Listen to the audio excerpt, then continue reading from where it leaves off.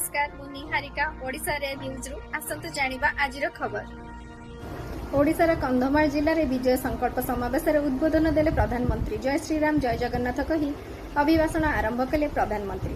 संकल्प समावेश रत्नभंडार प्रसंग में उठाइले प्रधानमंत्री नरेंद्र मोदी। कहले जे रत्नभंडार केते रत्न अछि ताहा हिसाब नाही।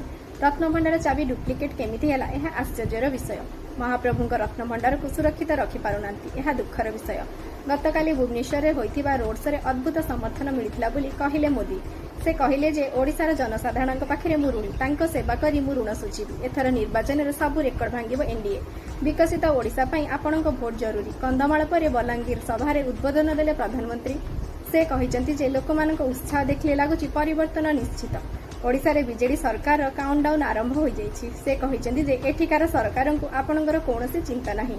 से आपणको सह नाहंती। से आपणको दुख बुझी पारि नाहंती।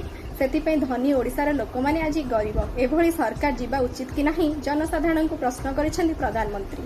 ओडिशा रे डबल इंजिन सरकार एकदम पक्का। ओडिया अस्मिता आज संकट रे आमे केबे याहाकु बंधा पकाइबुनी। ओडिशा को ए संकटरु उद्धार करबाकू बीजेपी संकल्प करुछि।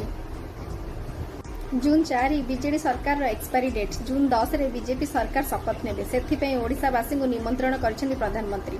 निर्वाचन पई ओडिशा रे मोट 52,500 पोलिंग कर्मचारी नियोजित। ओडिशा रे प्रथम पर्याय रे भोटर संख्या 62,87,000 रहिछि। एही सूचना देले मुख्य निर्वाचन अधिकारी निकुंज धड़ कहिसंती जे 7,303 मतदान केन्द्र रे हेबो भोट ग्रहण। राज्य रे रहिछि 1277 आदर्श बूथ और 60 मतदान केन्द्र रु लाइव हेबो। मोट 52,500 पोलिंग कर्मचारी नियोजित होइछन्ती। मालकानगिरी रे बदलिला मतदान समय। सकाळ 7 संध्या 5 जाए हेबो मतदान। पूर्वरु संध्या 6 जाए मतदान समय धार्य होइथिला। दुर्गम अंचल पई बदलिला मतदान समय। नंदनकानन प्राणी उद्यान रे 18 वर्षीय बाघ नंदन मृत्यु। बयसाधिक कारण किछि दिन हला नंदन चिकित्साधीन थिबा बेले मृत्युवरण करिथिबा सूचना।